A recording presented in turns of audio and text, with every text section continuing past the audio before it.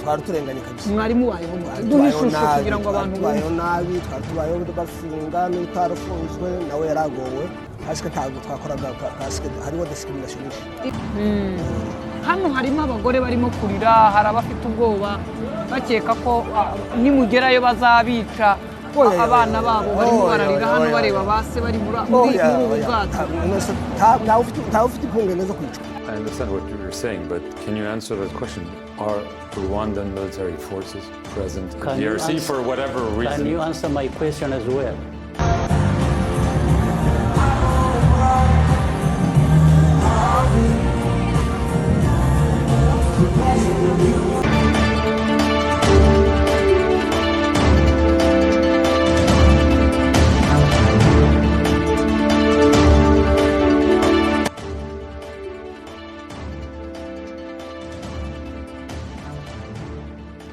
Nkwifurije gukomeza kugira impagarike n'ubugingo wowe wahisemo gukurikirana Raza Media TV.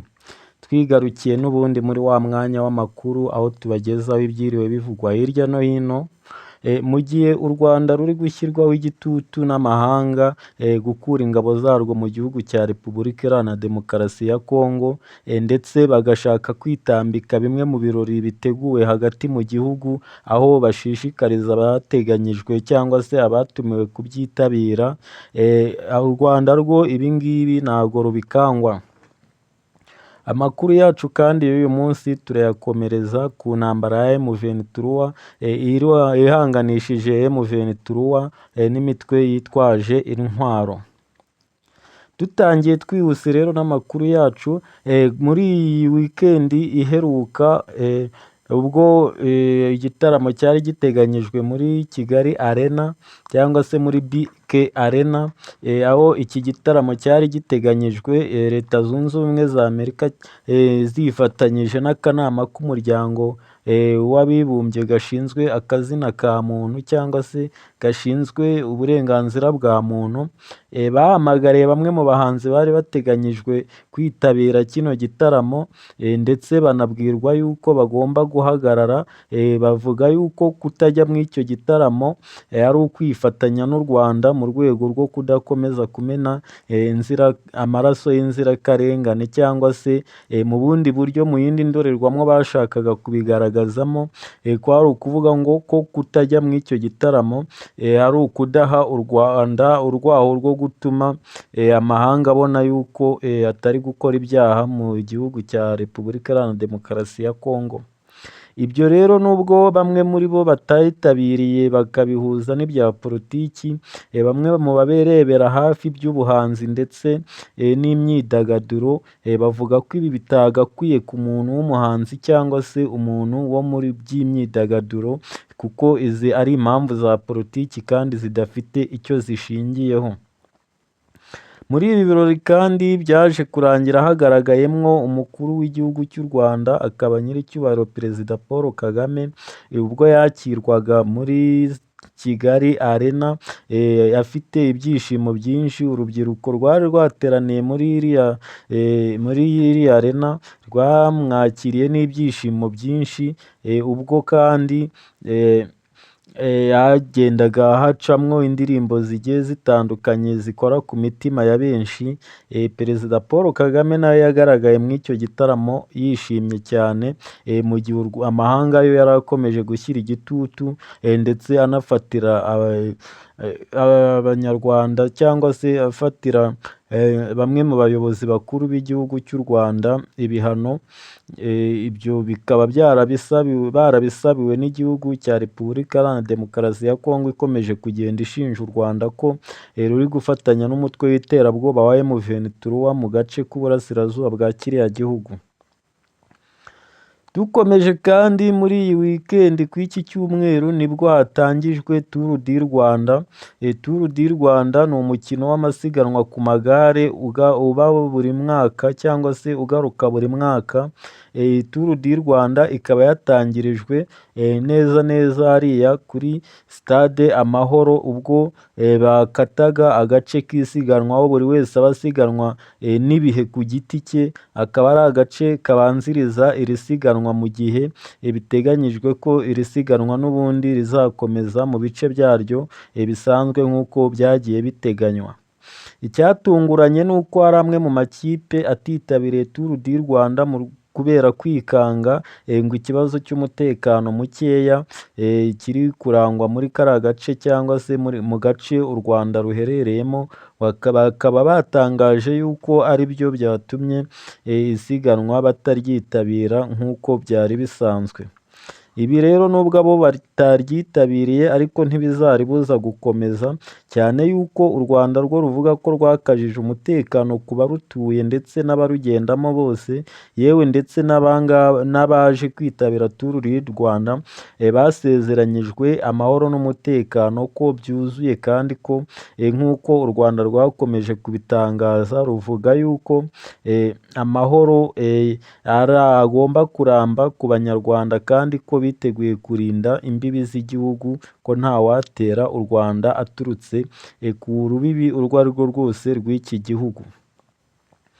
Amakuru yacu n'ubundi tuyakomereze muri M23 nk'uko amakuru ya M23 yakomeje kuvugwa mu binyamakuru bikomeye ndetse n'ibyoroheje, byaba ibikorera imbere mu gihugu cy'u Rwanda, ibikorera mu gihugu cy'Ubugande, Repubulika Iharanira Demokarasi ya Congo, East African muri rusange ndetse n'akarere ibi bihugu biherereyemo, akaba ariyo nkuru igenda igarukwaho, aho uyu mutwe wa M23 ukomeje kugenda umenywa na benshi binyuze mu buryo uyu mutwe wakomeje kugenda urwana n'ingabo za Repubulika Iharanira Demokarasi ya Congo ndetse n'imitwe ifatanyije n'ingabo za kiriya gihugu, aho bagiye barwanira mu bice bigiye bitandukanye byo birangwa muri kariya karere cyangwa se mu ntara y'Uburasirazuba bwa Congo, aho uyu mutwe wagumye kugenda wigarurira uduce twinshi tugiye dutandukanye. Aho ibyo bidahagije kandi uyu mutwe wongeye kurwana ubwo warwanaga ugana mu mujyi wa Goma, ahabereye intambara itoroshye ariko bikarangira umutwe wa M23 cyangwa se AFC M23 uzwi nka Alliance Fleuve du Congo urwanira muri uriya mujyi wa Goma, bikarangira wegukanye intsinzi, ndetse muri ako kanya uyu mutwe ukaba waratangiye guhita uyobora umujyi wa Goma. Umujyi wa Goma ni umujyi wari uteraniwemo n'ingabo zidasanzwe za Afurika y'Epfo, ingabo za MONUSCO, ingabo z'u Burundi, ingabo za Repubulika Iharanira Demokarasi ya Congo, Wazalendo ndetse na FDLR, aho byafatanyaga birwanya uyu mutwe wa M23, ariko intambara itoroshye, intambara barwanye itoroshye ikaba yararangiye umutwe wa M23 utsinze. Nyuma y'iyo ntsinzi rero umutwe wa M23 watangiye gushyira ibintu ku murongo, umupaka utangira kugenzurwa, hashyirwaho amasaha yo kwambuka umupaka ku baturage b'impande z'igihugu cya Repubulika Iharanira Demokarasi ya Congo ndetse n'ab'u Rwanda, mu rwego rw'ubuhahirane, aho bongereye amasaha umupaka ugabasha gukora amasaha maremare ashoboka.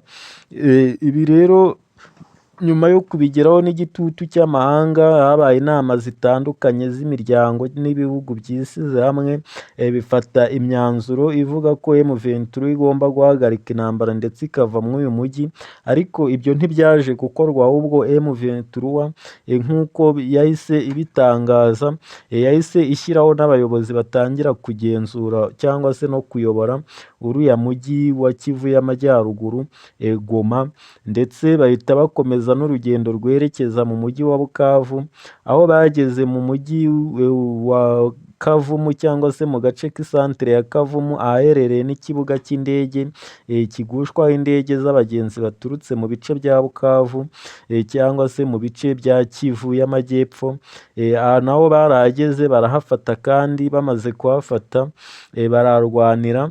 Ibintu bidasanzwe rero uyu mutwe wagiye ukomeza kugenda ukora bigatungura abantu benshi, ni uko uyu mutwe ahantu hose wagiye ufata wagiye utangira gusiga uhakoze amasuku ndetse umujyi barawusukura batangiza umuganda.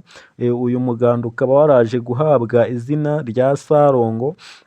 Uyu muganda n'ubundi wakozwe muri Kivu y'Amajyaruguru mu mujyi wa Goma, aho byatunguye benshi bibaza ukuntu inyeshyamba zifata umujyi zigashyiraho ubuyobozi ndetse zigatangira no kuwusukura ku buryo budasanzwe. Byaje no gutangira kwibazwa niba uyu mutwe wa M23 ufite gahunda yo kuzava mu iyi mijyi, ariko ntago byaje na n'ubu ntibirasobanuka, nk'ubwo igitutu cy'amahanga gikomeje kuvuga ngo M23 nihagarike imirwano irekure n'ibice yafashe, ariko M23 yo itangaza ko ahubwo izakomereza no mu murwa mukuru wa Kinshasa igakuraho ubutegetsi igashyiraho ubutegetsi bushya, abakongomani bose bagatangira kubana mu mahoro nk'uko abavugizi b'uyu mutwe babitangaza. Mu mujyi wa Bukavu rero naho bagezeyo bakoze umuganda, umujyi barawukesha barundira ibintu byose bitari byiza ahantu hamwe, bimwe bitwarwa n'amamodoka nyine abijyana kubimena ahabigenewe. Aha rero naho baje kuhava bimukira mu mujyi wa Kamanyola, akaba ari umujyi mutoya cyangwa se isantere ntoya iriho umupaka uhuza Kongo n'u Burundi. Aha naho akaba ari hamwe mu bice nyine M23 ikomeje kugenzura. M23 kandi ntabwo byaciriye aho ngaho, yarakomeje ijya mu bice bya Minembwe.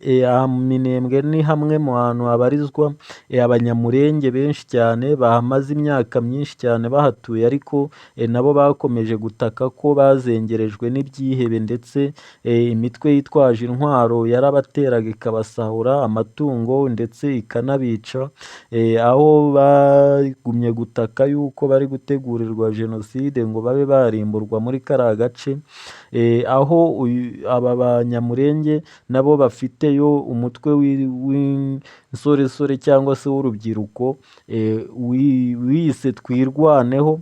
Uyu mutwe ukaba waragiyeho mu rwego rwo kurinda ubwoko bwabo ndetse n'agace batuyemwo, mu rwego rw'uko bakumira ibitero ibyo ari byo byose, bakirwanaho bakoresheje imbaraga za gisirikare, bakarwanya uwabatera uwo ari we wese. Muri ino minsi n'ubundi muri iki cyumweru giheruka, umuyobozi cyangwa se uwashinze uyu mutwe wa Twirwaneho yaje kwicirwa mu gitero cy'indege ya drone, aho bamutsinze iwe mu rugo aho yari arwariye. Ibye bikaba byaraje kurangira gutyo uyu Koloneli Makanika. Byarangiye rero M23 igiye mu bice bya Minembwe. Ubu biri gutangazwa ko M23 yamaze kwihuza n'umutwe wa Twirwaneho, aho bagiye gukomezanya urugendo rwo kubohora igihugu cya Repubulika Iharanira Demokarasi ya Kongo. Biri kuvugwa ko umutwe wa Twirwaneho mu migambi cyangwa se uburyo washinzwemwo kwari ukwirwanaho bakarinda ubwoko bwabo nyine batavuye aho ngaho, ariko biri kuvugwa yuko ngo birangiye umutwe wa Twirwaneho nawo uhindutse umutwe witwa iterabwoba, kuko wamaze kwihuza n'iyi Alliance Fleuve du Congo yise M23, bishingiye yuko uyu mutwe n'ubundi Kongo ikomeza kugenda iwurega mu mahanga cyangwa se iwutunga urutoki ivuga ko ari umutwe w'ibyihebe ndetse byitwaje intwaro bishaka guhirika ubutegetsi bwa Repubulika Iharanira Demokarasi ya Kongo, ndetse ngo bakaba bica n'abantu b'inzirakarengane. Nshuti bakunze ba Raza Media TV rero n'ubundi nk'uko bisanzwe amakuru yacu reka tuyahinire aha ngaha, tuzongere dusubire mu makuru yacu ataha, aho tuzaba tubagezaho n'ubundi ibizaba bigezweho k'uwo munsi. Imana ibahe umugisha kandi ibahe gukomeza kugira ubuzima buzira umuze. Komeza ubane na Raza Media TV ukanda subscribe niba ari ubwa mbere wari ugeze kuri iyi channel. Imana ikumpere umugisha.